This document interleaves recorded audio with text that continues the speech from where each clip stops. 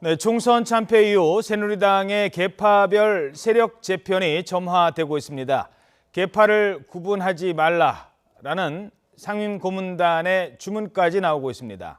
한편 더불어민주당 문재인 전 대표는 최근 논란이 되고 있는 김종인 대표 추대 논란에 개입하지 않겠다는 입장을 분명히 했습니다. 정치권 상황 두 분 패널과 함께 짚어보도록 하겠습니다. 최창렬 용인대 교수, 박태우 고려대 연구교수 자리에 함께했습니다. 안녕하십니까? 안녕하세요. 네.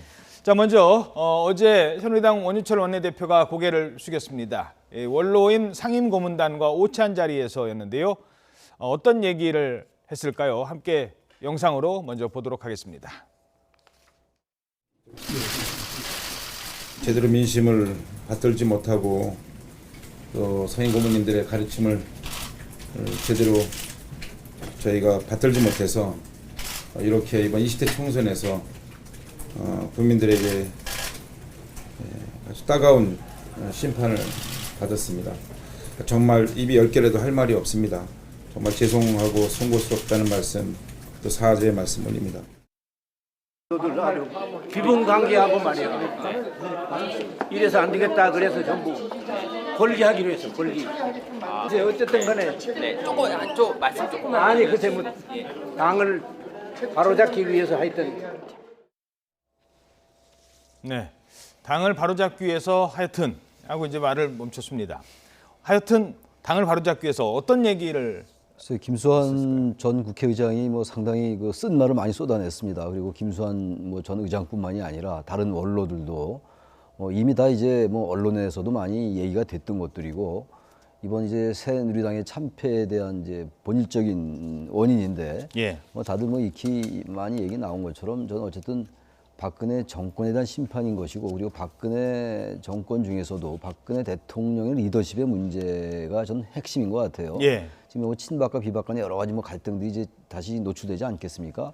그리고 이제 특히 대통령제에서의 권력의 속성상 친박은 이번에 상당히 원내 입성에 성공했다 하더라도 일단 그 부분이 계속 친박이라는 그러한 어떤 그 표면적인 걸로 계속 간다는 보장도 없는 상황이라서 어쨌든 이 여소야대 상황이라든지 박근혜 정권이 처한 여러 가지 위기 상황들, 여러 가지 법안이나 정책들도 지금 상당히 이 동력을 상실할 수 있는 상황이잖아요. 지금 122석이라는 그 의석이 물론 바뀐다 하더라도 말이죠.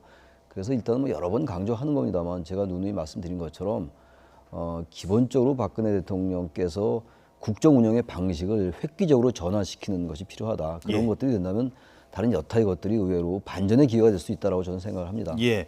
유준상 전 부총재의 얘기도 있었는데요. 이런 얘기를 했습니다. 일당 행세할 생각하지 말아야 된다. 이런 얘기를 했습니다. 내용 함께 보도록하겠습니다.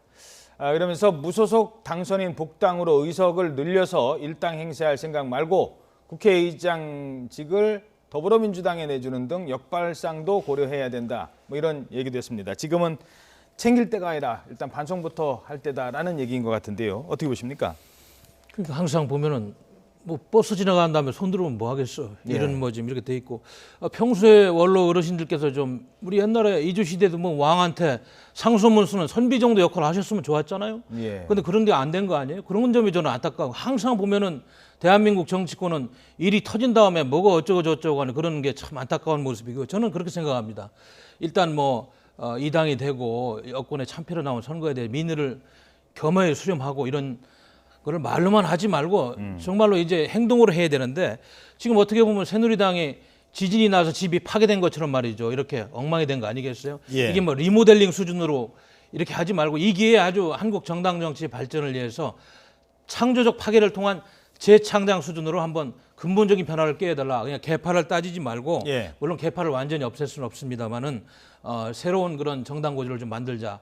원내대표와 당무대표를 중심, 당원 중심으로 정당을 개편하면서 젊은 그룹들이 한번 당을 쇄신하는 이런 모습을 보이지 않으면 민심이 어떻게 오겠느냐. 어차피 한국 정치는 계파 정치로 또 물들게 돼 있어요. 원내대표, 당대표 선거할 때 또 안 싸우겠어요? 그래서 지금은 과거에는 2당 4파 이렇게 되면 이제 안철수 당까지 3당 6파가 지금 서로 난립하는 이런 구도인데 국회의장직 선출 문제를 놓고도 여러 가지 좀 이합집산을 하겠지만 저는 새누리당 2기에 전화위복이라고 말이죠. 호사다마라고 완전히 당을 바꿔가지고 창조적 파괴순으로 가고 과감하게 당을 수술할 수 있는 외부 인사들 좀 수혈 해서 그런 작업을 했으면 좋겠다 이런 말씀 올리고 싶습니다. 예. 이른바 개파라는 거를 없앨 수는 없죠. 현실 정치에서 봤을 때는. 정치라는 게 사실 남을 내 편을 만드는 건데 내 편을 만들다 보면 나하고 친하게 되는 사람들은 분명히 있게 되는 거고 뜻을 같이 하는 사람은 분명히 있습니다. 하지만 그 개파가 독식하는 게 문제인데 자 그러면 친박계가 이른바 친박계가 당권을 내줄 수 있겠습니까? 지금 상황에서? 저는 이제 친박과 비박 간의 이런 기존의 갈등 구도 자체가 아마 이 패러다임이 변할 겁니다. 이 영원한 친박이 어디 있겠어요? 친이라는 말 사라졌지 않습니까? 예. 이명박 정부 때의 친이. 여기 기본적으로 권력의 속성이라는 게 현재 권력보다는 점점 미래 권력 쪽에 관심을 가질 수밖에 없고 그런 의미에서 친박이라는 용어도 점점 사라질 거예요. 아마 이런 얘기를 하지 않더라도 예. 속성상. 그래서 지금 좋은 말씀하셨는데 새누리당이 환골탈퇴해야 되고 뭐 야당도 마찬가지입니다. 뭐 그런 얘기들이야 수도 없이 나온 얘기인데 어쨌든 제가 계속 강조하는 게 이 본질적인 부분들 말이죠. 이 개파라는 것이 어느 정도는 뭐 어떤 인적 사람을 중심으로 형성될 수밖에 없는 측면이 있습니다만 우리나라는 그게 너무 심하다는 거예요. 친박, 비박, 친노, 비노 이게 언제 때 얘기입니까? 그러니까 이번을 계기로 해서 이것이 뭐 이제 인위적으로 되는 건 아니겠습니다만 어떤 정책이나 노선을 중심으로 좀 이렇게 재편될 필요가 있는 것 같아요. 예. 당내에서도 구조조정에 찬성하는 세력이 있을 수가 있는 것이고 구조조정에 찬성을 하더라도 기업 구조조정 뭔가 이제 그 사전에 여러 가지 조치를 취한 다음에 해야 된다는 사람도 있을 수가 있고 예를 들어서 말이죠. 이런 것들로 해서 좀 재편될 필요가 있는 것이고 또다시 강조합니다만 당의 무슨 원내대표의 구성 이런 것도 물론 중요한데요. 현실적으로는 청와대와 당과의 관계를 어떻게 재정립하냐가 중요해요. 그러니까 그렇죠. 정당이 지금까지 계속 역할을 잘 못해왔다는 겁니다. 수도 없이 강조돼 왔던 거 아니에요? 이른바 수평적 당청 관계냐 수직적 당청 관계냐의 문제였는데 언제부턴가 그 말조차도 사라진 적이 오래됐어요 지금. 자 그렇다면 청와대에다가 노라고 할 수 있는 여당은 현실적으로 가능한 겁니까? 이제 정치 지형이 바뀌었으니까 그동안에 아까 교수님 말씀하셨듯이 수평적 당청 관계가 안 돼서 부작용이 좀 나왔잖아요. 그러면 앞으로 이제 원내대표라든지 당대표를 선출하는 과정에서 이러한 민의를 수렴해가지고 그런 것을 할 수 있는 그런 원내대표나 당대표가 나와서 하지 않으면 내년 대통령 선거는 하나만 아니겠어요? 그래서 당이 살려면은 아까도 말씀 올렸듯이 정말로 근본적인 환골탈퇴를 할 수 있는 창조적인 파괴를 할 수 있는 그런 젊고 균형 잡힌 인사들이 대통령한테 상소문도 쓰고 대화를 할 수 있는 이런 체제로 가야 된다. 그럼 그것이 가능하겠느냐? 왜 가능하지 않습니까? 정치라는 것은 만들어가기 나름이고 국민의 민의가 뒤에 있는데 이렇게 바뀌라고 그것이 안 된다면 내년에 정권은 100% 약관 가는 거 아니겠어요? 저는 그래서 당원이나 또 당선자들 이런 분들이 정말 위기의식을 가지고 이럴 때일수록 다시 한번 나라를 생각하고 국가를 먼저 생각하는 마음으로 여당의 발전을 위해서 희생해야 된다. 여기서 개파 싸움하고 친박이니 비박이니 이러면은 대한민국 정치도 암울하고 내년 대통령 선거에서 여권은 결코 정권 연장이 어렵다. 그렇게 판단됩니다. 예, 네. 알겠습니다. 기본적으로요. 뭐 원내대표, 대표를 누구를 선출하는 것도 중요하고 환골탈퇴 중요한데 그런 언론적인 얘기 백나라에 해야 소용없고 예. 대통령께서 인식이 바뀌어야 된다고 생각해요. 제가 본질적인 말씀 또 드리는 건데 이번에 청와대 그 2줄짜리 논평 계속 얘기하는 겁니다만 그런 걸로 볼 때 이번 선거의 민심을 잘 못 읽고 있는 거예요. 말하자면 거의 난독증에 걸린 겁니다. 그리고 대통령 수석비서관 회의 때 발언도 기존의 발언과 크게 달라지지 않았거든요. 굳이 얘기를 한다면 제가 이런 말씀 안 드리려고 그랬는데 민의를 다시 바라보는 계기가 되었다라고 얘기하면 말꼬리를 붙잡는 건 아니겠습니다만 그럼 지금까지 민의를 바라보지 않았다는 얘기입니까? 그런 거 중요하지 않겠습니다만 당내 변화 뭐 상소문 써라 이런 것도 중요한데요. 상소문을 써도 그것을 받아들일 자세가 있어야 되는 거예요. 그래서 둘 다 중요한 얘기입니다만 보다 본질적으로 당의 변화만 요구할 것이 아니라 청와대의 변화를 요구해야 돼요. 그럴 때 당 청와대도 바뀌고 여권이 새로 태어날 예. 계기가 마련된다는 얘기를 안 드릴 수가 없는 겁니다. 예. 대통령께서 앞으로 소통을 협치를 강화하고 계속 대화를 하겠다고 했으니까 좀 지켜보겠습니다. 예, 알겠습니다. 자, 여당 얘기는 이 정도로 하도록 하겠습니다. 야당에서는요, 더불어민주당 내에서는 지금 김종인 대표 추대론을 놓고 논란이 일고 있습니다. 아마 대표 추대론을 놓고 또 당내 갈등 나오는 거 아니냐라고 얘기가 나오니까 문재인 대표가 입장을 밝혔습니다. 그 내용 그래픽으로 살펴보도록 하겠습니다. 자, 우리 당에서 대표 합의 추대론이 가능하겠느냐라고 얘기를 하면서요. 합의 추대 문제는 당에서 공론에 따라 결정할 부분이고 우리에게 물을 일이 아니다라면서 이거는 이제 문재인 전 대표 측 관계자가 얘기를 한 겁니다. 자, 김종인 대표의 거취 앞으로 어떻게 될 것 같습니까? 어떻게 돼야 된다고 보십니까? 어떻게 돼야 된다고라고는 전 잘 말씀 못 예. 드릴 것 같고요. 추대 쪽으로 갈 가능성도 굉장히 높은 것 같아요. 지금 이제 처음에는 추대 얘기가 좀 나왔다가 당내에서 여러 목소리가 나왔어요. 일단 이 정당에서의 특히 비상사태가 아닌 상황에서의 추대가 과연 가능하겠느냐라는 그런 논거가 하나 있고, 또 두 번째 논거는 기본적으로 정당 민주주의에서 누구를 추대한다는 것은 그렇게 바람직한 일은 아니에요. 예. 절차적 정당성의 문제라든지 그리고 더불어민주당의 그 계파도 대단히 복잡하잖아요. 근데 그 부분을 잘 아우르려면은 뭔가 어떤 경선을 통해서 치열한 경쟁을 통해서 대표에 앉을 때 그것을 정당성도 있죠. 네. 아우를 수 있는 가능성이 있는 건데, 추대로는 그런 좀 어려운 점이 있어요. 그런 여러 가지 언론적인 문제가 있고, 어쨌든 정당 민주주의에서 추대는 바람직하지 않은 거예요. 예. 근데 지금 어쨌든 더불어민주당이 처한 상황이 또다시 당대표의 경선으로 가게 된다면은 새누리당보다 훨씬 복잡한 게 지금 야당의 지금 계파의 구조거든요. 예. 그럼 또다시 계파 갈등이 불거질 수가 있고, 이제 뭐 일당이 됐다고 합니다만 그 일당이라는 게 지금 말씀도 나눴습니다만 야당이 그렇게 뭔가를 국민들에게 신뢰를 받았기 때문에 일당이 된 건 아닌 건 다 아는 얘기잖아요, 우리가. 예. 그렇다면은 그런 면에서는 김종인 대표의 추대가 의미가 있다라는 게 지금 그 친노라고 분류되는 사람들 입에서도 나오기 시작했고, 지금 이종걸 원내대표는 이거 김종인 전 대표가 결단해야 된다는 얘기는 김종인 대표에게 추대를 하도록 결단해 달라라고 들리는 얘기인데, 예. 지금 문재인 전 대표는 거기에 대해서는 입장을 밝히지 않고 있단 말이죠. 어쨌든 중요한 거는 이번에 김종인 대표의 이른바 우클릭 같은 정책이 좀 통했다고 우리가 해석할 수밖에 없어요. 사후적 결과지만. 그런 면에서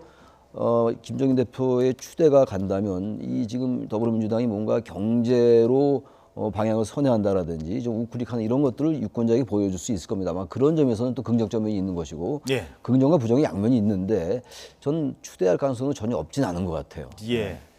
현실적으로요, 추대를 하자라는 쪽의 입장은 어떤 생각을 갖기 때문에 추대를 하자고 했을까요? 아무래도 약속을 하지 않았겠어요. 문재인 전 대표가 비대위원장 임명할 때부터 대선까지는 관리를 해달라고 약속한 부분 아닙니까? 지난번에 비례대표 파동 때도 다시 한번 약속을 했다고 그러고, 그러면 사실은 암묵적인 그런 합의가 있는 거예요. 근데 문재인 대표께서 지금 말씀을 조금 이렇게 아무래도 국민 시선을 의식해서 뒤로 빼고 있는데, 그 정청래 의원 같은 경우는 좀 다른 이야기를 하긴 합디다 보니까 말이에요. 입당시킬 때는 경제민주화님 환영합니다. 어제는 부패전과자는 당대표가 될 수 없다 이런 이야기를 합니다만, 그 외에 친문 세력, 박범계 의원이라든지 박영선 의원, 또 아까 말씀드린 그런 분들은 추대도 나쁘지 않다. 왜냐하면 경제민주화 담론으로 대선까지 친노 패권의 그런 색깔을 지우고 수권 정당으로 가려면 김종인 대표의 역할이 있다 이렇게 이야기를 합니다. 그럼에도 불구하고 지금 더불어민주당을 보면 문재인, 범친노 그룹하고 친안희정 그룹, 친정세균 그룹, 친송영길 그룹, 86 그룹, 친손학규 그룹, 친김종인 몇 분, 기타 등등 해가지고 계파가 아주 복잡합니다. 이런 걸 보면은 이런 목소리가 정리되기는 쉽지는 않을 것 같아요. 그러나 가장 큰 계파를 차지하는 친문, 친노를 합하면 한 7, 80석 되는 거 아니에요? 이분들 입장 정리가 중요한데 문재인 전 대표가 결국은 나서야 되지 않느냐. 그러나 문재인 전 대표도 이 순간 지금 당의 여러 목소리를 한꺼번에 잠재울 수는 없고, 뒤에서 물밑 협상을 통해 과연 당이 수권 정당으로 좋은 이미지를 만드는데 어떤 게 가장 좋은 전략이냐 이거를 놓고 딜을 할 것이다. 예. 그래서 저는 문재인 대표 역할에 달려있다 이렇게 보는 거죠. 알겠습니다. 자, 이런 가운데 안철수 국민의당 대표가 국회의장 선출과 관련해서 이런 얘기를 했습니다. 그 부분까지 살펴보도록 하시죠. 자, 지금 안 대표가 이 국회의장 선출과 관련해 총선에서 나타난 민심을 따르는 게 순리라며 국회의장직을 일당이 된 더불어민주당에 주겠다는 듯한 발언을 하자 또 여기저기서 얘기가 나오니까 저는 어느 당이 국회의장을 했으면 좋겠다고 말한 적은 없다라고 얘기를 했습니다. 앞으로 아마 많은 법안 처리에서 이 안철수 대표의 생각 또는 국민의당의 입장이 많은 역할을 할 것 같아요. 일단 첫 단추가 지금 국회의장인 것 같아요. 굉장히 중요합니다. 38석 예기치 않았던 정말 황금 분할입니다.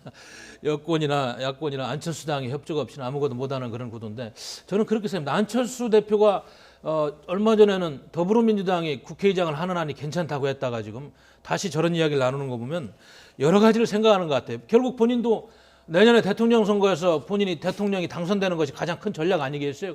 그러다 보니까 지금 이 황금패를 가졌는데 국회의장을 꼭 야당이 할 때 유리하느냐 아니면 집권당인 새누리당이 일당이 됐을 때 뭐 무소속 입당해가지고 그리 주면서 협력하는 것이 가능하느냐 지금 산술적으로 계산을 하고 있는 것 같아요.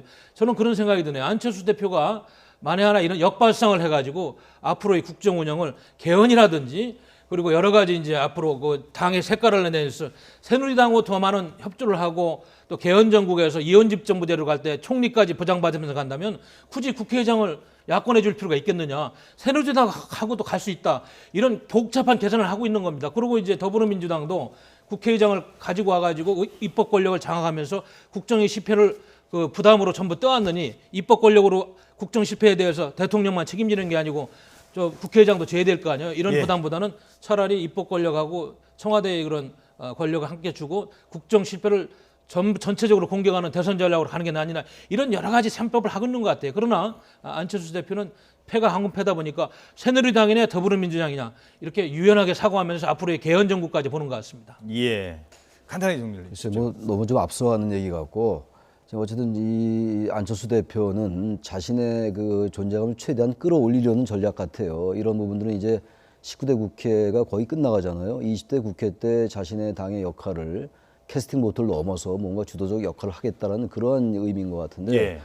16대 국회 때 전망대장이 이만섭 의장이었어요. 그때는 김대중 정부였습니다. 예. 그런데 이제 이만섭 의장이 집권당이라서 한 적이 있고 반대로 후반기는 박건영 의장이 했어요. 박건영 예. 의장이 야당이었거든요. 야당이었죠. 이 두 가지가 다 적용이 가능해요. 그래서 지금 서로 이제 주장을 하고 있는 건데 아마 분위기로 볼 땐 이 여소야대 단순히 여소야대를 떠나서 집권당에 대한 심판의 성격이 강한 선거였기 때문에 아마 더민주 쪽으로 갈 가능성이 많은 것 같아요. 그리고 국민의당이 결국 투표를 할 수밖에 없잖아요. 이렇게 예. 서로 주장을 한다면 결국은 더민주 쪽의 의장 쪽으로 기울 가능성이 높아 보입니다. 예, 알겠습니다.